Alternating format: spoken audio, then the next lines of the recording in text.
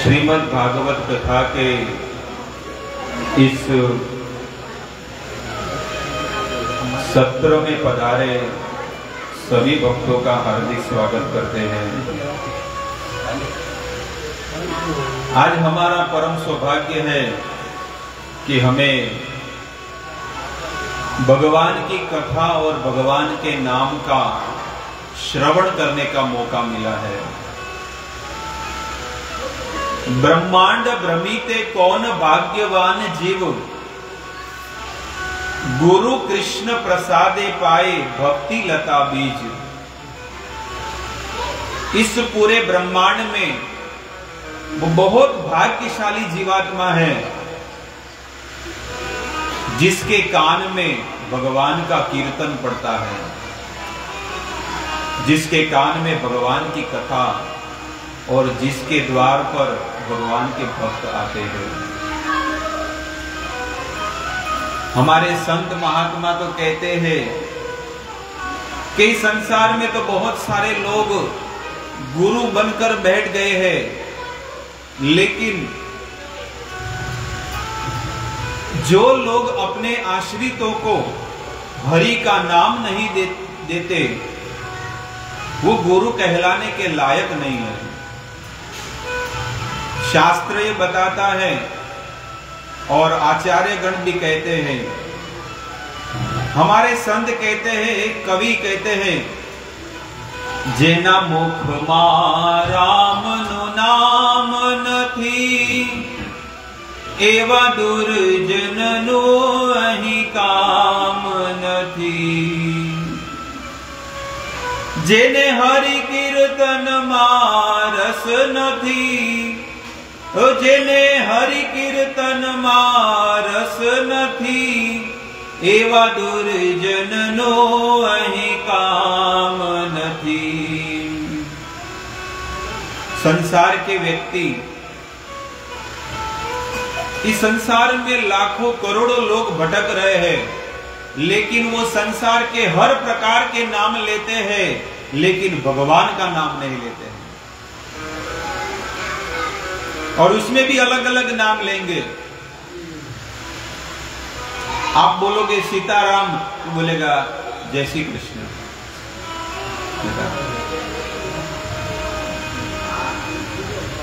आप हरे कृष्ण बोलोगे तो वो राधे कृष्ण बोलेगा, अलग अलग नाम बोलेगा, वो अपना नाम अलग बोलेगा। नहीं तो कोई देवी देवता का नाम बोल देगा।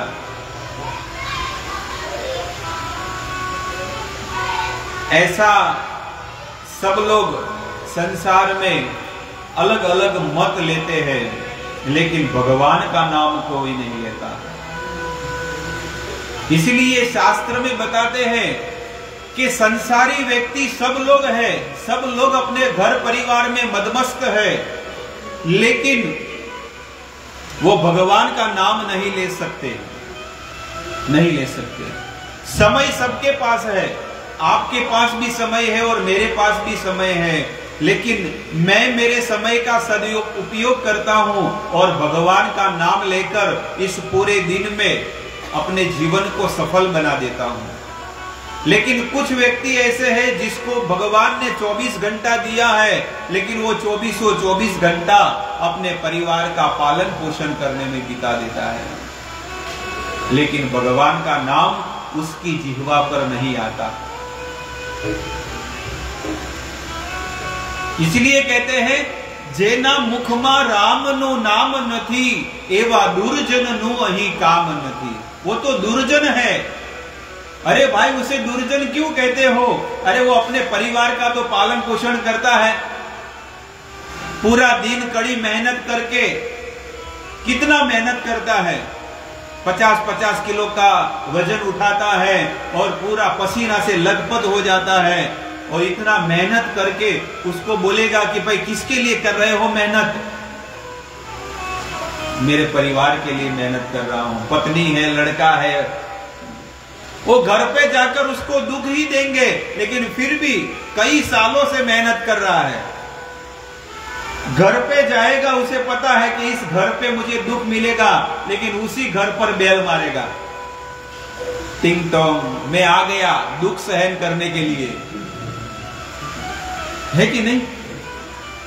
कभी कभी ऐसा होता है कि लंबे रूट के लिए जाता है कमाने के लिए, बहुत दूर दूर नहीं जाते हैं, कोई पालनपुर जाता है, कोई महसाणा जाता है, कोई रेवदर जाता है, सब अलग अलग जगह पे जाते हैं लेकिन वो एक हफ्ते के बाद फिर घर पे आया और घर पे बेल मारा तो क्या हुआ? लाइट बिल भरना है, सिलेंडर बुकिंग कराना है, वो करना है, वो करना है। वो बोलेगा हफ्ते की मेहनत करने के बाद एक आधा दिन में आया हूं और इतनी कड़ी धूप में बाइक चलाकर आया हूं, और घर पे मैंने सोचा कि चलो सुख मिलेगा, लेकिन घर पे तो उल्टा दुख मिला। लेकिन दुखे च सुख मानी न, दुख में भी क्या मानता है? सुख मानता है। ओ मारो पोतरो, मेरा लड़का लड़की, बेटा बेटी, उसी में मदमस्त हो जाता है संसार का जीवात्मा। हर जीव की कथा है, और कथा नहीं, ये हमारे जीवन की व्यथा है। व्यथा कथा नहीं है, कथा तो उसकी है, श्यामला गिरधारी ठाकुर जी की है, और हमारी तो व्यथा है। व्यथा बस दुख भुगत रहे हैं। अरे भाई वो तो अपने परिवार का पालन पोषण तो कर रहा है, तो संत महात्मा कहते हैं अरे वो तो कुत्ते भी करते हैं, कुत्ते बिल्ली गधे सुअर सब लोग करते हैं, उसका भी परिवार है और उसको भी पेट भराता है। तो कुत्ते में, जानवर में और मनुष्य में अंतर क्या है बताओ?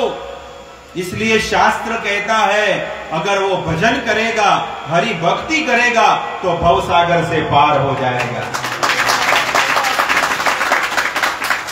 इसलिए हरि नाम लेना, हरि नाम से ही जीवात्मा का कल्याण होगा, भगवान नाम से। संत महात्मा तुलसीदास जी कहते हैं कलयुग केवल नाम आधारा, इस कलयुग में केवल भगवान का नाम ही इस जीवात्मा को आधार है और कोई चीज नहीं है।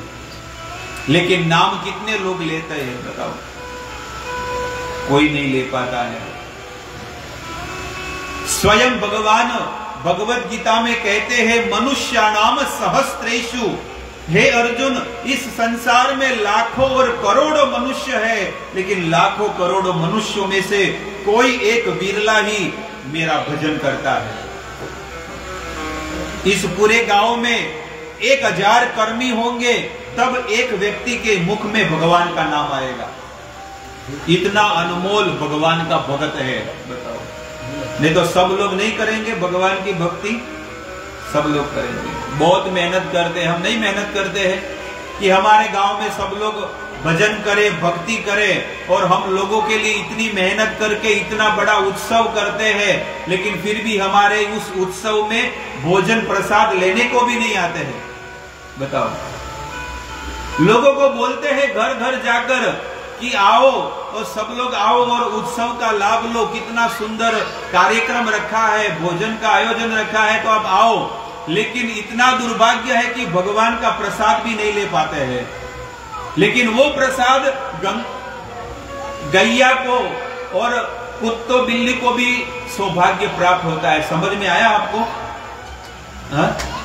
जो प्रसाद मनुष्य के उसके सौभाग्य में नहीं है, उसके भाग्य में नहीं है, लेकिन वो प्रसाद गाय माता को और कुत्ते बिल्ली को उनको प्राप्त है। क्योंकि भगवान कहते हैं कि ये गांव के लोग नहीं हैं, लेकिन उससे भी ज्यादा गाय माता और सब लोग भाग्यशाली है। इसलिए हमें कभी ऐसा सोचना नहीं चाहिए। कभी कभी हमें ऐसा लगता है, कभी कभी हमें ऐसा लगता है कि हमने इतना आयोजन किया लेकिन इतना हमें रिस्पांस क्यों नहीं मिला। लेकिन आपने जो कार्य किया वो कार्य में राधा और कृष्ण सम्मिलित हो गए हैं। उस कार्य में 33 करोड़ देवता, उस कार्य में शिव जी और पार्वती पण उपस्थित हो गए हैं। इसलिए भगवान के कार्य में कभी भी निराश नहीं होना चाहिए। भगवान हमारी परीक्षा लेते हैं। क्या लेते हैं? परीक्षा लेते हैं। शास्त्र ये बताता है कि घर घर जाकर, सभी जगह पर जाकर हरि नाम का प्रचार करना चाहिए और लोगों को भगवान का नाम लेना चाहिए। जैसे मीरा के जीवन में भक्ति आई और मीरा को पूछा गया कि आपके जीवन में भक्ति कैसे बढ़ गई, तब मीरा ने कहा, मैं नित्य निरंतर गोविंद का नाम लेती हूं और जैसे जैसे मैं भगवान का नाम लेती हूं उतना प्रेम मुझे भगवान के प्रति हो गया, उतनी आसक्ति हो गई। ऐसी लागी लगन मीरा हो गई मगन, वो तो गली गली हरि गुण गाने लगी। ऐसी लागी लगन मीरा हो गई मगन। इस प्रकार से मीरा गली गली में जाकर भगवान का नाम लेने लगी और भगवान का नाम लेने लगी तो कुछ कुछ गांव वाले जो होते हैं ना, क्या बोलते हैं उसको, सैंपल, जो भगवान में मानते नहीं है वो सैंपल है, वधारानो।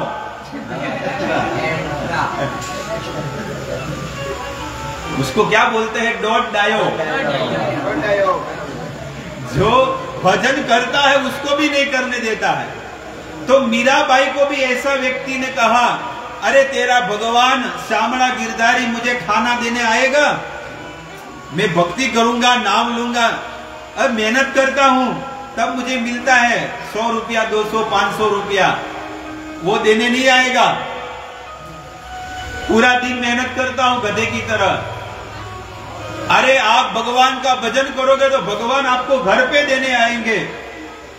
जब ऐसा मीरा ने कहा तो उस व्यक्ति ने कहा, आज तो इसको झूठा ठाम बना देता हूं। वो जाकर है ना, वो जाकर पेड़ के नीचे, नीम का पेड़ होता है ना, लिमड़ो, ये नीम के पेड़ के नीचे वो जाकर बैठ गया। आज देखता हूं, क्योंकि भरी सभा में सबके सामने मीरा ने कहा था कि मेरे ठाकुर है ना, सबको रोजी रोटी सब कुछ देते हैं, रोटी कपड़ा मकान सब कुछ। तो कल तेरे ठाकुर जी अगर मुझे खिलाएंगे तो ही मैं खाऊंगा, नहीं तो नहीं खाऊंगा, और सत्य होगा तो तेरे ठाकुर जी आएंगे। वो नीम के पेड़ के नीचे जाकर बैठ गया। भक्तों,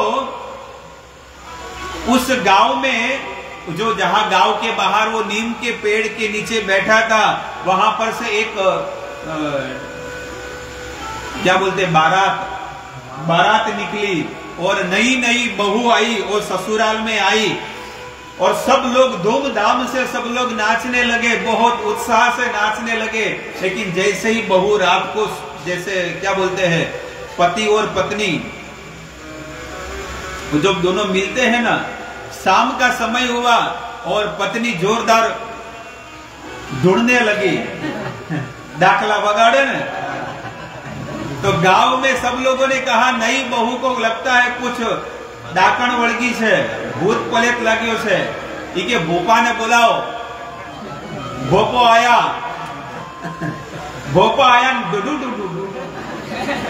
बजाने लगा, डाकला ढूंढवा लगा, बोल क्या थी आवी से। तब उस बहू ने कहा, मुंह लिमड़ा नीचे थी आवी सो। बोल तू क्या नी छे। एक मुंह लिमड़ा नीचे थी आवी छू, बोल शू जोवे छे। इके गुलाब जामुन, पेड़ा, मिठाई, रबड़ी, अलग अलग प्रकारना भोजन लाओ अने લીમડા નીચે મૂકો। बाप रे बाप। तो भोपा ने कहा कि जाओ जल्दी जल्दी फटाफट अलग अलग प्रकार की वानगी लाओ, 56 भोग चाहिए, और जाके नीम के पेड़ है ना उसके नीचे जाके रख कर आ जाओ। अब सब लोग तैयार करके, वो जो व्यक्ति बैठा था उधर ही जाकर वो 56 भोग रख दिया। और जैसे ही रखा उस व्यक्ति के मुख में पानी आ गया। अरे बाप, जीवन में पहली बार 56 भोग। लेकिन उस मीरा ने कहा था ना, वो सत्य हुआ, लेकिन 50% सत्य हुआ, 50% सत्य तो हुआ कि 56 भोग तो मिल गया खाने को। लेकिन जब तेरे ठाकुर खुद मुझे खिलाने आएंगे, तब मैं समझूंगा कि संसार में भक्ति है। तब उसी क्षेत्र में नीम के पेड़ के नीचे 4-5 चोर चोरी करके आए, और चोरी करके आए, बहुत थके हुए थे, बहुत सारा माल लेकर आए, लेकिन मेहनत करते तो भूख लगती है ना, बड़े बड़े पत्थर उठाते हैं तो भूख कैसे लगती है शाम को, बाटा। तो ऐसे ही वो 4-5 चोरों ने उसी नीम के पेड़ के नीचे आकर बैठ गए, और जैसे ही नीम के पेड़ के नीचे आकर बैठे और कहा कि चलो बंटवारा करो, लेकिन ईमानदारी से करो। ये चोरी भी ईमानदारी से किया था। चोरी ईमानदारी से किया, बोलते ईमानदारी से बांटना। बोलता बाद में बांटेंगे, पहले भूख लगा है। और जैसे ही भूख लगा तो बाजू में खीर की सुगंध आने लगी, क्योंकि उसमें केसर डाला था ना, उसकी खुशबू आने लगी। वो 4-5 चोरों ने कहा चलो खा लेते हैं, लेकिन उसमें से एक बुद्धिशाली था, इसमें किसी ने जहर मिला दिया होगा तो ढूंढो किसने इसमें खाना में जहर मिलाया है। अरे तो पीछे झाड़ के पीछे बैठा है। उसको बुलाया और बुलाकर जबरदस्ती उसको भोजन कराया, जबरदस्ती भोजन खिलाया। रबड़ी ने, काजू कतरी ने, सुरमाला लाडू ने, दाल फ्राई ने, पनीर का सब्जी, जो भी सब बनाया था सब उसको खिला दिया। तब उसको पूछा भाई तुझको जहर चढ़ रहा है? बोला जहर तो नहीं चढ़ रहा है, मुझे नींद आ रही है, अभी मुझे सोने दो।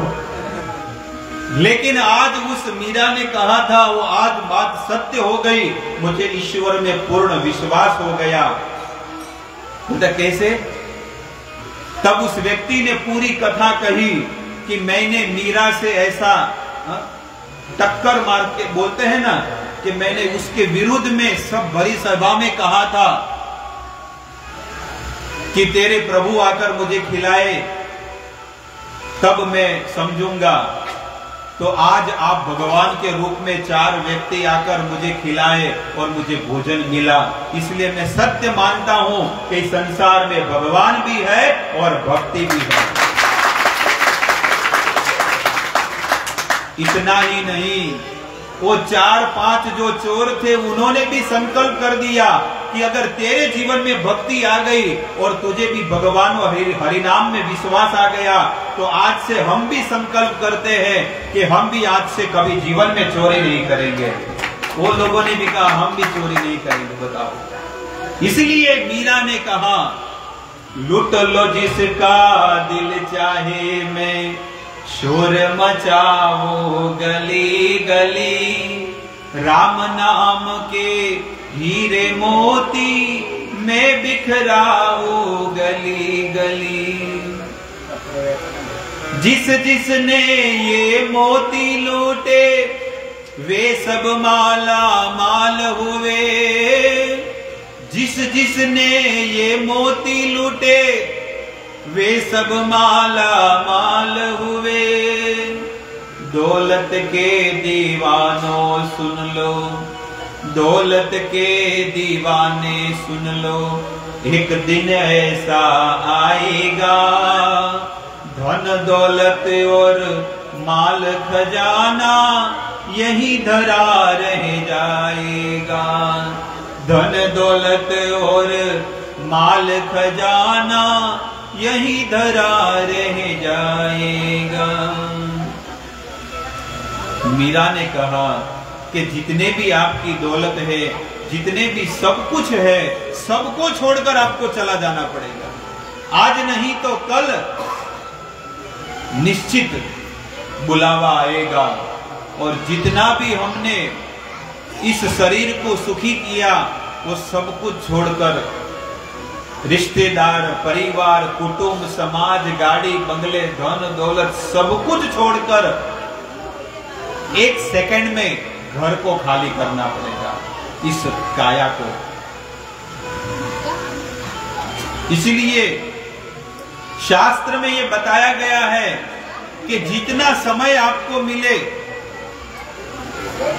पानी बीच में मत पिलाओ, सबका ध्यान है ना, टूट जाता है। सब लोग जिसको पीना है ऊपर खड़ा होकर पी लेगा, क्योंकि पीछे वाले तो सबको डिस्टर्ब हो रहा है। जिसको पीना है वो खड़ा होकर पी लेगा। दौलत के दीवाने सुन लो, एक दिन ऐसा आएगा, धन दौलत और माल खजाना यही धरा रहेगा। फिर आप बोलोगे लो मेरा 1 बीघा जमीन है, बहुत बड़ी होटल चल रही है, बहुत बड़ी फैक्ट्री चल रही है, आपके नाम कर देंगे और हमको और जीना है, जीने दो। लेकिन कहेंगे आपको तो मौका मिला था, लेकिन आपने कभी भजन नहीं किया, कभी न सत्संगों में जाकर तूने हरि गुण गायो। मौका तो आपको भी मिला था, आपके गांव में इतना सुंदर भजन सत्संग कार्यक्रम सब कुछ होता था, लेकिन एक दिन भी जाकर आपने उसमें लाभ नहीं लिया।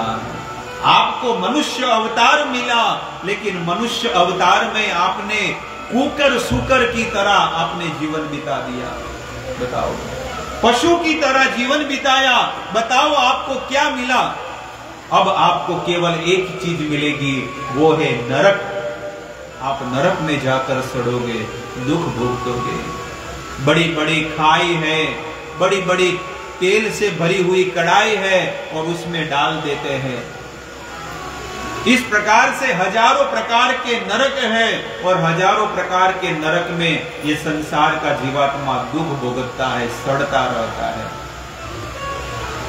लेकिन इतना इतना सुनने के बाद भी किसी को कहेंगे कि भाई चलो सत्संग में, चलो यात्रा में, चलो भक्तों के संग में कीर्तन करेंगे, चलो मंदिर में जाएंगे, भगवान के धाम में जाएंगे।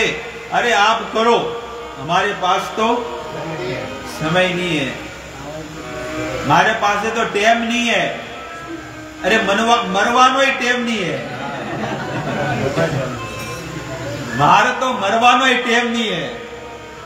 तुरंत रोकड़ा जवाब देते हैं, उधार उसमें उधार नहीं रखते हैं। आप इतने सालों से भक्ति कर रहे हैं, आपको क्या मिला? आपको क्या मिला? बस ऐसा व्यक्ति जब मर जाता है ना, मरने के बाद करोड़ों किलोमीटर नरक में वो जीवात्मा दुख भुगतता है, दुख भुगतता है। हमारे ग्रंथ, सनातन ग्रंथों में बताया गया है कि जो पूरा जीवन धन कमाने में, अपने परिवार का पालन पोषण करने में पूरा जीवन बिगाड़ देता है, वो मरने के बाद उसकी क्या दशा होती है? कहते माया ने ऐसी मजाक की है उसके साथ कि पूरा दिन पूरा मेहनत करता है, पूरा जीवन, लेकिन जाने के बाद कुछ भी नहीं ले जाता है। मरने के बाद कोई लेके जाता है कुछ? ए भाई ये डॉक्टर था, इसको डिग्री दे दो, दूसरे जीवन में काम लगेगी। नहीं, जितना भी धन है वो धन जमीन में गाड़ा हुआ रहता है और वो चल बसता है। पहले के लोग जमीन में धन डांटते थे, मालूम है? पहले के जमाने में 400-500 वर्ष पहले जमीन में गाड़ते थे। अभी तो कहाँ गाड़ेंगे, मार्बल है। मार्बल तोड़ेंगे। पहले के लोग जमीन में गाड़ते थे, लेकिन अभी वो शास्त्र में पहले बताया गया है, धनानी भूमो, धन कहां पर गाड़ते थे? भूमि में। लेकिन अभी क्या 2022 में श्लोक घूम गया, चेंज हो गया, धनानी बैंकेशु। धन कहां रखते हैं? बैंकेशु। एटीएम कार्ड खाली ऐसा डाला, सर नोट आ गई। धनानी भूमो, जितना भी धन है वो अब मरने के बाद जमीन में ही पड़ा रहता है। कई लोगों का बैंक में पड़ा रहता, मालूम भी नहीं है, और मर जाते हैं। किसी को ब्याज पे पैसा दे देते हैं, लेकिन मालूम नहीं है, कोई एंट्री होगा तो मालूम पड़ेगा ना। धनानी भूमो, भारिया गृह द्वारी, भारिया मतलब पत्नी, गृहद्वारी कहां तक आएगी? अगर कोई व्यक्ति मर जाता है तो पत्नी कहां तक आती है? गृहद्वारी, घर के दरवाजे तक आएगी पत्नी। जब आप और मैं हम सब मरेंगे तो हमारी पत्नी कहां तक आएगी? बोलो, द्वार तक आएगी कि शमशान आएगी? गेट तक आएगी। वो रोएगी। कैसे रोएगी? ऐसे रोते हैं ना? हाँ। जब था तो कभी भी बुलाया नहीं प्रेम से। जब हाजिर में था, लाइव क्या बोलते हैं, अपने सामने खड़े थे, पूरा जीवन भर था, लेकिन बोलते मुतारो मुडो जोवानी मांगती, बोलते हैं ना। लेकिन मर जाता है तो बोलता है क्यों छोड़कर चले गए, और छाती कूटती है, अरे मत जाने दो मेरे धनी को। वो ले जाते हैं, 4-5 लोग उठाकर ले जाते हैं, और शरीर मोटा होता है, मालूम है? कई लोगों का शरीर कैसा होता है? मोटा। उबानो वधे पण आड़ा वधे। रिक्शा में भी नहीं आते हैं। और जब उठाते हैं 6, 7, 8 लोग उठाते हैं, वो जो क्या बोलते हैं, अर्थी को जब उठाते हैं तो 8-8 लोग उठाते हैं, 10-10 लोग मिलकर उठाते हैं, और साले मन ही मन गाली देते हैं, कतरो खादो है, पाप बोली रही हो, पाप। वो भजन नहीं करता है ना, उसको गाली देते हैं इस बार कि सारा जीवन में बहुत पाप किया था, मर गया साला, बस ऐसे गाली देते हैं। सब लोग शांति से भगवान की कथा सुनिए। इस प्रकार से जब शमशान में ले जाते हैं तो हमारे पद्म पुराण ग्रंथ में बताया गया है, भारिया गृहद्वारी स्वजन शमशाने, जितने भी स्वजन है वो कहां तक रहेंगे? शमशान तक, शमशान के गेट तक। कुछ लोग तो गांव के सीमाड़े, बॉर्डर होता है ना, वहां तक आएंगे, और क्या करेंगे? मेरे को तो काम पे जाना है, अगर काम पे नहीं जाऊंगा ना तो 800 रुपए का दिन, 800 रुपया नो दाड़ो खराब नहीं जाए। और दूसरे लोग टेम्पो में बैठ के उसको क्या करते हैं? शमशान में ले जाते हैं उठा के। स्वजन शमशाने। और ये बॉडी, डेड बॉडी कहां तक साथ देगी? देह चितायाम, चिता के अंदर देह। और घर वाले ही, ये करोड़ों रुपए की प्रॉपर्टी है, अभी हम जिंदा है ना, ये करोड़ों रुपए की प्रॉपर्टी है। एक किडनी बेचोगे तो 2 करोड़ रुपया मिलेगा। एक किडनी बेच देते हैं ना तो 2 करोड़ मिलता है अमेरिका में। इतना सारा भाव है। बताओ, भगवान ने करोड़ों रुपए का शरीर हमको दिया है। ये करोड़ों रुपए की काया, ये करोड़ों रुपए का शरीर जो है, हमारा ही लड़का, हमारा ही भतीजा, उसको अग्नि संस्कार दे देते हैं, आग लगाकर जला दिया। ये प्रॉपर्टी करोड़ों रुपए की प्रॉपर्टी है। जिसका हम लाभ नहीं लेते हैं उसको क्या करते हैं? घर वाले सदस्य ही जला देते हैं। द एंड, पूरा जीवन बर्बाद। लेकिन हमारे पास श्वास चल रहा है, शरीर भी है, समय भी है, सब अनुकूल है, पूरे परिवार भी भजन कर सकते हैं। लेकिन हाय रे दुर्भाग्य, दुर्देव मिदृश मिहाजनी ना अनुराग। मेरा इतना दुर्भाग्य है कि मेरा मन प्रभु भक्ति में नहीं लगता है। रात को 2-2 बजे तक वे व्यक्ति मोबाइल में देखता रहता है, तब हमें पता चलता है कि रात को 2 बजे इसने देखा है कि नहीं?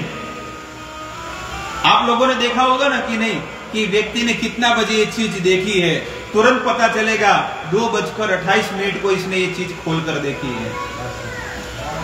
आपका चीज को अगर लाइक किया है तो आप समझ लो कि अगर ये मोबाइल देखने में 4-4, 5-5 घंटे लगा देता है ये व्यक्ति, इसका कितना दुर्भाग्य है कि इतना समय वो भगवान में लगाया होता तो, भक्ति में लगाया होता तो। अरे 4 घंटा मत करो, लेकिन आधा घंटा तो करो। अगर आधा घंटा भी करोगे तो आपका जीवन धन्य धन्य हो जाएगा, भक्ति में हो जाएगा। इसके लिए इतना बड़ा आयोजन किया है। आप सब लोग जमा होकर यहाँ पर बैठे हैं। क्यों बैठे हैं? कि हमारा मन भगवान में लगे, क्योंकि भगवान की कथा हम सुनते हैं तो भगवान में प्रेम जगता है। हृदय पर हाथ रखकर आप बोलिए कि आप भगवान के सत्संग में बैठे हैं, आपको भगवान की भक्ति करने का मन नहीं हो रहा है कि नहीं, हमें भक्ति करनी चाहिए, भजन करना चाहिए। जो भगवान ने हमें 84 लाख प्रकार के शरीर में ये मनुष्य देह हमें दिया, तो कितनी हम पर कृपा की है, बहुत बड़ी कृपा की है। संत तुलसीदास जी कहते हैं, बड़े भाग मानुष्य तन पावा, बड़े भाग मानुष्य तन पावा, सुर दुर्लभ सब ग्रंथ ही गावा। बड़े भाग मानुष्य तन पावा, क्या कहते हैं? बड़े भाग्य है संसार के जीवात्मा, आपको स्त्री का जन्म मिला, पुरुष का जन्म मिला। आप कितने भाग्यशाली हो कि बड़े भाग, बड़े सौभाग्य से आपको मनुष्य का जन्म मिला। नहीं तो वहां पर गोस्वामी लिखते थे, बड़े भाग कुत्ता तन पावा, बड़े भाग गधा तन पावा, बड़े भाग कौवा तन पावा। नहीं, पशु पक्षी नहीं, लेकिन मनुष्य को कहते हैं कि संसार के जीवात्मा, देवता से भी दुर्लभ आपको मनुष्य अवतार मिला, लेकिन आपकी बुद्धि भ्रष्ट हो गई कि आप भगवान की भक्ति नहीं करते हो। लोग कहते हैं हमारे पास समय नहीं है, कमाने जाते हैं, पैसा कमाने जाते हैं तो हमारे पास समय नहीं है। समय है, लेकिन वो समय आपने दूसरे किसी और को दे दिया। समय है, 24 घंटा में 8 घंटा कमाओ, 8 घंटा सोओ, कितना बचा? 24 घंटे में से कितना बचा? बचा कि नहीं बचा? 8 घंटे में से 2 घंटा खाना खाने में बिता दो, नहाना धोना खाना खाने में बिता दो, फिर कितना बचा? 6 घंटा बचा। 2 घंटा किसी की निंदा करो, गांव में बैठ के स्वरा माथे बेसी 2 घंटा निंदा करो, फिर भी कितना बचा? 4 घंटा बचा कि नहीं बचा? तो कर सकता है कि नहीं, लेकिन वो भी 4 घंटा मोबाइल को दे दिया। अभी वो समय किसको दिया? मोबाइल को दिया। Facebook, YouTube, WhatsApp, Instagram, Twitter, न जाने क्या क्या चीज है, संसार के सब प्रोडक्ट हमारे पास। पर बोलते हैं बच्चे को कौन सा फोन देना है? स्मार्टफोन। बच्चे को स्मार्टफोन दे दिया, लेकिन वो बच्चा है ना, फैल है, फैल। हमको ऐसा लग रहा है कि मेरा बेटा मोबाइल देखकर स्मार्ट बनेगा, स्मार्ट नहीं बनेगा। आपका आने वाली पीढ़ी जो है ना, आने 50 साल के बाद जो बच्चे आएंगे ना, वो आने वाली पीढ़ी, वो सब लूले लंगड़े बहरे ऐसे हो जाएंगे, क्योंकि इंटरनेट का इतना पावर है। जो इंटरनेट हाथ में लगाकर हम चलाते हैं ना, वो आपको पता नहीं कितना जहरीला है, पूरे हमारे ब्लड को सुखा देता है। इसलिए कभी भी इंटरनेट चालू कर हमारे हाथ में नहीं रखना चाहिए। कुछ कुछ लोग 24 घंटा इंटरनेट चालू रख के अपने जेब में रखते हैं, और कुछ कुछ लोग यहाँ पर रखते हैं, इसलिए हार्ट अटैक जल्दी आते हैं। पूरा हृदय में हमारा असर करता है, इसलिए जितनी देर देखना है देखकर तुरंत नेट बंद कर देना चाहिए, और देखते हैं तो दूर रखना चाहिए, हमारे से 1 फुट दूर रखना चाहिए। लेकिन हाथ में रखकर पूरी रात भर देखते हैं। 10 बजे खाना खा के चालू हो गया, 11 बज गए, घर वाला जो भी है, पत्नी को या पति को बोलते हैं भाई फोन में लो, नहीं, 11 बज गया, 12 बज गया, और रात को 1 बज गया, तब वो सोता है 1 बजे। अरे बाप रे, 3 घंटा चला गया मोबाइल चलाते चलाते। पूरा पहले फेसबुक निकाल दिया पूरा, उसके बाद व्हाट्सएप पूरा 1 2 3 4 सब स्टेटस देख लिया।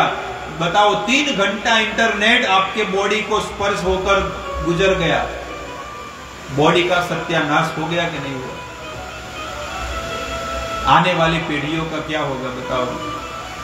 हम खुद हमारे बच्चों को गुलाम बना रहे हैं ऐसी चीजों का। जो एप्पल कंपनी बनाने वाला फोन है ना, एप्पल कंपनी वाले और जो नेट जिसने ढूंढा था, वो व्यक्ति ने क्लियर कट बता दिया अपने बच्चों को कि बेटा जीवन में कभी भी एप्पल का फोन यूज मत करना अगर तुम्हें जीवन में जीना है तो, क्योंकि इसमें मैंने ऐसे खतरनाक वायरस भरे हैं कि अगर 1 मिनट भी अगर कोई स्पर्श करता है ना तो उसका जीवन फेल हो जाएगा।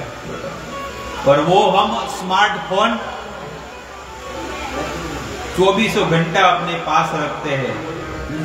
ये क्या है? हमारी सौतन है। क्या है? सौतन है, हमारी पत्नी है। मारो जीव से शू से, मारो जीव से जीव। अगर काम पे गया है लेकिन फोन भूल गया ना तो फोन लेने को घर पे आएगा वापस। खाना नहीं मिलेगा तो चलेगा, लेकिन फोन के बगैर नहीं चलेगा। ऐसा दुर्भाग्य है। लेकिन वो जीवात्मा कितना भाग्यशाली है कि जिसको जीवन में अंत समय में प्रभु का स्मरण हुआ है, वो कैसा भाग्यशाली होगा। राजा परीक्षित, जिनको श्राप मिला और श्राप मिलते ही परीक्षित राजा गंगा नदी के तट पर जाकर बैठे हैं और गंगा नदी पे तट पे जाकर भगवान का स्मरण कर रहे हैं। जैसे ही परीक्षित राजा गंगा नदी के तट पर पहुंचे हैं, वायु वेग से पूरे ब्रह्मांड में बात फैल गई कि परीक्षित राजा गंगा नदी में हरिद्वार में गंगा नदी के तट पर पहुंच गए हैं। उनको 7 दिन का श्राप लगा है और आने वाले 7 दिनों के बाद तक्षक नाग उनको काटने वाला है। परीक्षित राजा के पास बड़े बड़े ब्रह्मर्षि, देवर्षि, राजर्षि, गौतम, वशिष्ठ, अंगिराज, च्यवन, परशुराम, शरदवान, विश्वामित्र, इस सब बड़े बड़े ऋषि मुनि, देवर्षि, राजर्षि, ब्रह्मर्षि सब लोग उस सभा में आकर बैठे हैं और 100 शिष्यात अपने चेलों को साथ में लेकर आए हैं। और सब लोग आकर बैठे और बैठकर परीक्षित महाराज पूछते हैं कि मुझे 7 दिन के बाद तक्षक नाग काटने वाला है, बताइए मुझे क्या करना चाहिए। तब कुछ लोगों ने कहा कि आपके पास तो धन बहुत है, आप दान कीजिए। परीक्षित राजा ने कहा मैंने पूरा जीवन बहुत दान किया है, अब मुझे दान नहीं करना है, क्योंकि भगवत गीता में बताया है कि जो दान करता है वो तो स्वर्ग में जाता है, मुझे स्वर्ग में नहीं जाना है। तेतम भूत्वा स्वर्ग लोकम विशालम क्षीणे पुण्य मृत्यु लोकम विशंति। स्वर्ग बहुत विशाल है और जो दान पुण्य करता है वो कहां पर जाता है? स्वर्ग लोक में जाता है।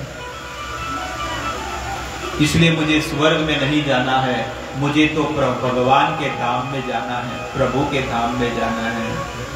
किसी ने कहा तप करो, किसी ने कहा दान करो, किसी ने कहा चल के जाओ।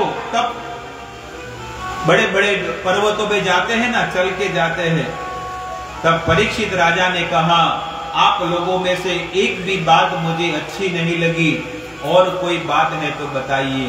तब परीक्षित राजा की इच्छा हुई कि अगर कोई मुझे संपूर्ण श्रीमद् भागवत कथा, जिसमें भगवान की कथा है, विशुद्ध लीला कथा, वो भागवत सप्ताह 7 दिन की सुनाए तो मुझे जीवन में सुख मिलेगा, शांति मिलेगी। और जैसे ही परीक्षित राजा की ये जिज्ञासा हुई, कहते उनके सामने सुखदेव गोस्वामी आए और सुखदेव गोस्वामी परीक्षित राजा ने सुखदेव गोस्वामी को ऊंचा आसन दिया और आसन पर बैठकर परीक्षित महाराज जिज्ञासा करते हैं, एक मरणासन व्यक्ति को क्या करना चाहिए? तब सुखदेव गोस्वामी कहते हैं कि उसे मात्र भगवान की कथा सुननी चाहिए और कुछ नहीं करना चाहिए।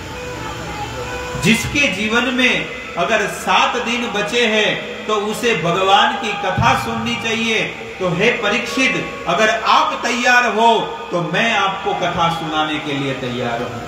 बताइए, जो सुखदेव गोस्वामी 2 घड़ी भी एक जगह पर नहीं रुक सकते हैं, एक घड़ी के लिए नहीं रुक सकते एक स्थान पर, क्योंकि सुखदेव गोस्वामी परिव्राजकाचार्य है, कोई भी जगह पर 1 मिनट से ज्यादा नहीं रुकते। लेकिन यहां पर 7 दिन क्यों रुके? क्योंकि उनको परीक्षित राजा को मोक्ष देना था, भगवत प्राप्ति करानी थी, इसलिए सुखदेव जी वहां पर रुके। और सुखदेव जी भगवान की लीला कथा का रसास्वादन करा रहे हैं। परीक्षित महाराज का ये प्रश्न कि एक मरणासन व्यक्ति को क्या करना चाहिए?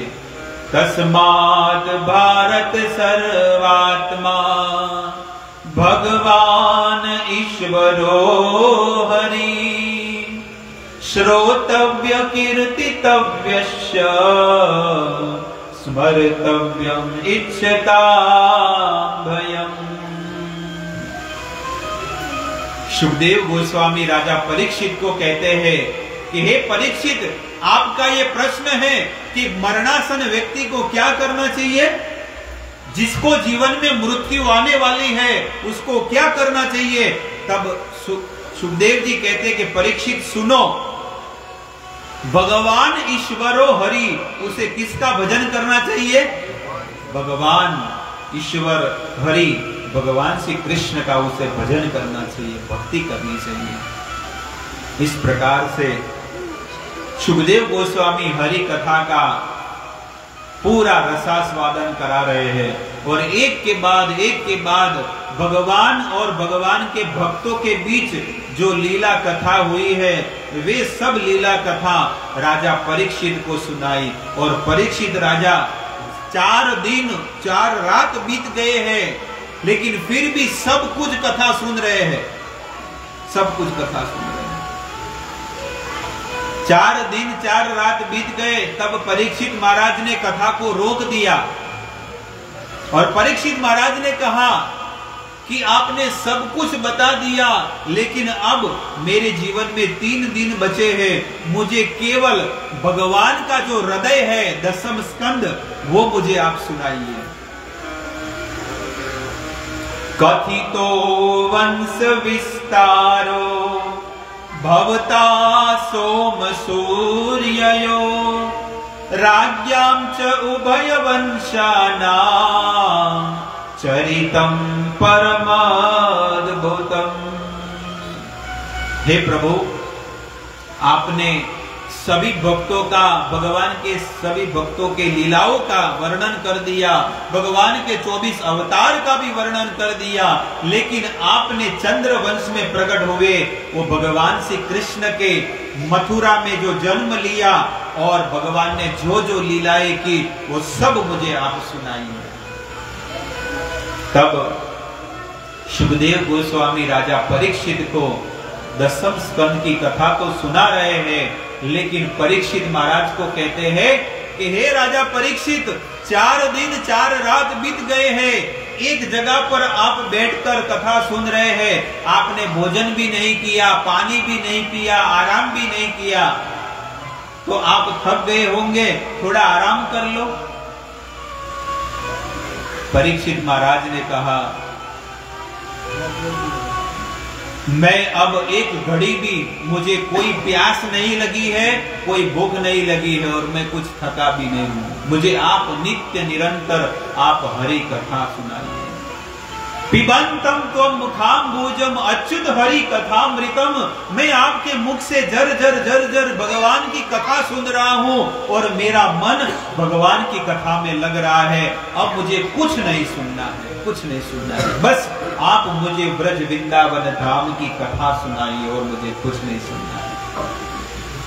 तब भगवान ब्रज वृंदावन धाम की कथा सुनाते हैं कि किस प्रकार से वसुदेव के घर पर भगवान श्री कृष्ण का जन्म हुआ।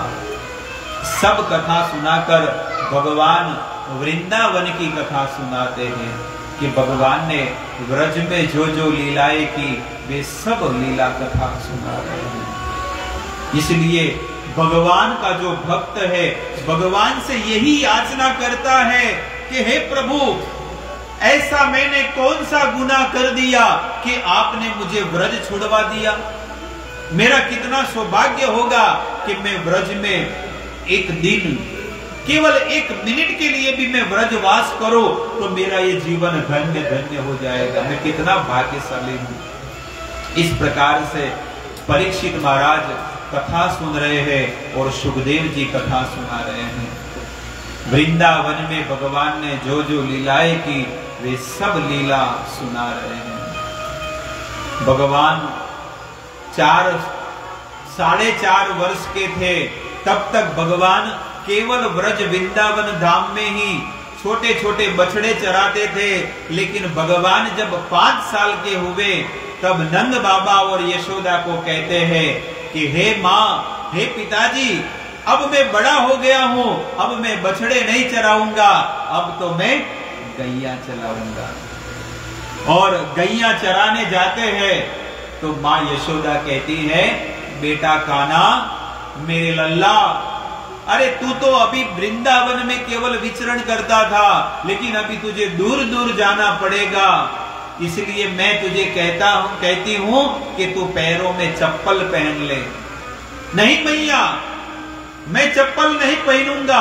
अगर आप मुझे चप्पल पहनाना चाहते हैं तो 36 लाख चप्पल बनाइए, क्योंकि मेरे 9 लाख गाय है और एक गाय के 4 पैर है। अगर मेरी गैया चप्पल के बगैर जाएगी तो मैं भी चप्पल के बगैर जाऊंगा। इस प्रकार से भगवान गैया चराने जाते हैं। भगवान गायों को कितना प्रेम करते हैं और उसे आलिंगन करते हैं।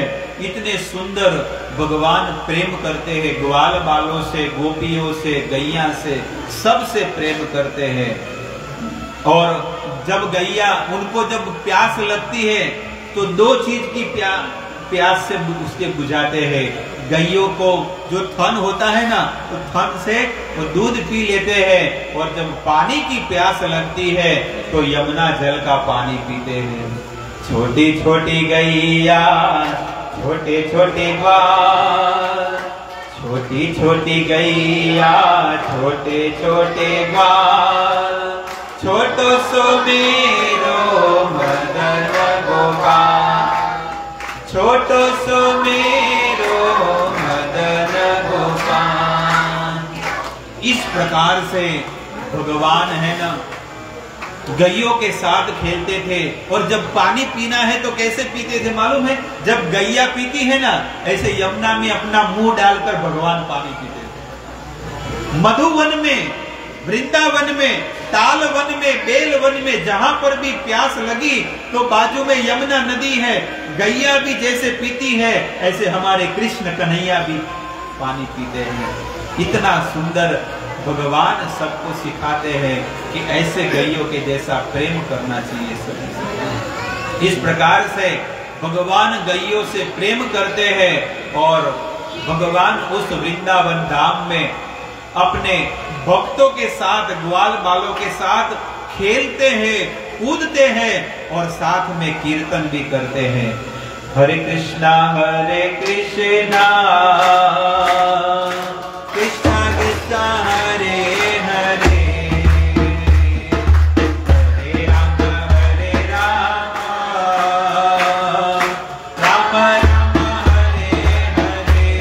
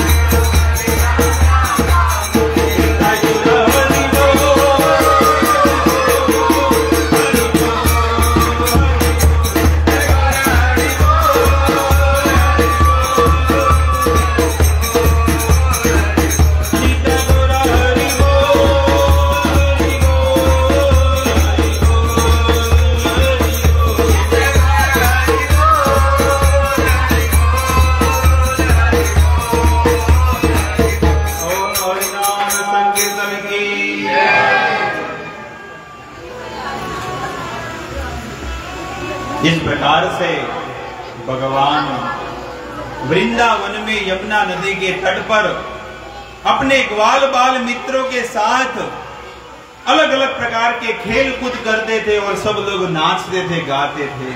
भगवान के भक्त जो होते हैं ना, इस प्रकार से नित्य निरंतर आनंद लेते हैं। बस भगवान की कथा में, कीर्तन में नाचते हैं, गाते हैं और आनंद लेते हैं। और संसार के जीवात्मा जो माया में पड़े हुए हैं, जो संसार की माया में फंसे हुए हैं, वो बेचारे पैसों के बीच में भी, एसी में भी जलते हैं। एसी चालू है लेकिन अंदर जलते रहते हैं। बस कितना बड़ा दुर्भाग्य है। इसलिए कहते हैं कि जो माया में पड़ा हुआ है ना, माया दास उदास, जो लोग माया में पड़ा हुआ रहता है ना, तो जो संसार की माया में हमेशा उदास ही रहेगा, ऐसा ही रहेगा। बाप रे, का करूं, कौम नहीं मળી રહ્યો, ऐसा बोलते हैं। कहा करूं, अतरो दुखी हूं, कोई सोरी नहीं મળે, लग्न करवा, साड़ी साड़ी वर ब्याह, तो कोई सोरी नहीं मिलती। कैया तो खूब है, घना है, पैसा बहुत है, गाड़ी है, बंगला है, सब कुछ है, लेकिन क्या करूं, बहुत दुखी हूं। इसलिए जो माया में फंसा हुआ है वो जीवन पर दुखी का दुखी रहेगा। इसलिए संत कहते हैं माया दास उदास और कृष्ण दास बिंदास। जो भगवान का दास होता है, बिंदास होता है, उसे कोई दुख नहीं होता है, कोई दुख नहीं। बस नित्य निरंतर भगवान की कथा में, भगवान के कीर्तन में आनंद लेता रहता है। इसलिए भगवान की कथा में नित्य निरंतर आनंद लेना चाहिए। भगवान श्री कृष्ण वृंदावन में इस प्रकार से आनंद लेते हैं। और भगवान अब व्रज में बहुत सारी लीला करने के बाद भगवान एक लीला करते हैं। छोटे से थे भगवान, 5 साल के थे, लेकिन उन्होंने एक ग्रुप बनाया, मंडली, चोर विद्या प्रसारण मंडली। उन्होंने एक बड़ा ग्रुप बनाते हैं ना, शिवसेना ग्रुप, अलग अलग ग्रुप बनाते हैं ना, तो ये भगवान ने भी बोला ये कलयुग में सब बनाते, तो मैं भी एक ग्रुप बनाऊं। और उस ग्रुप का नाम क्या रखा, चोर विद्या प्रसारण समिति। जिसको इस समिति में जुड़ना है, सबको फॉर्म भरना पड़ेगा। और ब्लैक में बेच रहे थे, ब्लैक में फॉर्म है ना, ब्लैक में बोलता है। वो बूढ़े लोग भी तैयार हो गए कि मैं भी तेरी पार्टी में क्या करना है, चोरी करना है, बस चोरी। हम भी चोरी करेंगे। और चोरी करने, जिसके घर में चोरी करनी है वो पार्टी भी अंदर है शामिल। जिसके घर में चोरी करनी है ना, वो भी बोलते हैं खाना मेरे घर में मेरी माँ ने आज इतना सुंदर माखन बनाया है, तो चल आज तेरे घर पे। सौदा डील पक्की। और सब लोग जाकर बोलते आवाज मत करो, दीवारों के भी कान हो गए। सब लोग ऊपर कपड़ा, नलिया सब हटाकर एक के बाद सब लोग उतरने लगे। मैन जो सरदार था बंसीवाला, वो सबसे लास्ट में उतरा। वो लास्ट में ही जाएगा। जो मठाधीश होता है ना, वो लास्ट में ही जाता है। वो लास्ट में उतरा। और बाद में देखा तो गोपी ने, है ना, सब डर के मारे, गोपी को पता चल गया। आतंकवादी हमला करते हैं ना, तो पता चल जाता है कि ऐसा होने वाला है, तो सब लोग अलर्ट हो जाते हैं ना। तो गोपी ने वो मटका ऊपर बांध दिया, ताजा माखन। और बासी जो है ना, 1 हफ्ते का, 10 दिन का, वो ऐसे बेच रखा। लेकिन बासी कोई खाता ही नहीं था, केवल हम खाते हैं। बासी कौन खाता है? 6 महीने की expire date, Amul the taste of India. वो 6 महीने का हम खाते हैं, ब्रेड में लगा कर, मस्का लगा कर। तो फिर भी बोलते हैं द टेस्ट ऑफ इंडिया। वाह, भगवान बोलते हम ऐसा माखन नहीं खाते हैं, हम तो रोज फ्रेश माल खाते हैं, ताजो माल। अब इतना बड़ा इतना ऊंचा माखन लगाया है, कैसे तोड़े, कैसे मटका फोड़े? तब कान्हा ने कहा चिंता मत करो, हमारा बहुत बड़ा ग्रुप है और हम इस बड़े ग्रुप से इस मटकी को तोड़ेंगे। 4-5 गोवालो टोले मळीने एक बीजाने कांधे चढ़ीने ए मटकी मां मोरली मारे मारो श्याम, श्याम आवीने मारी मटकी फोड़े, ओ श्याम आवीने मारी मटकी फोड़े। कहते हैं 4-5 जितने भी 6-7 ग्वाल बाल थे वो राउंड में हो गए, उसके ऊपर 4, उसके ऊपर 3, उसके ऊपर 2 और उसके ऊपर मठाधीश ऊपर चढ़ा हुआ है। और जैसे ही मठाधीश ने वो बंसरी है ना ऐसे मारा, धीरे धीरे सबको बोला मुंह खोलो, और सबके मुंह में ताजा ताजा मक्खन सब लोगों को मिल गया।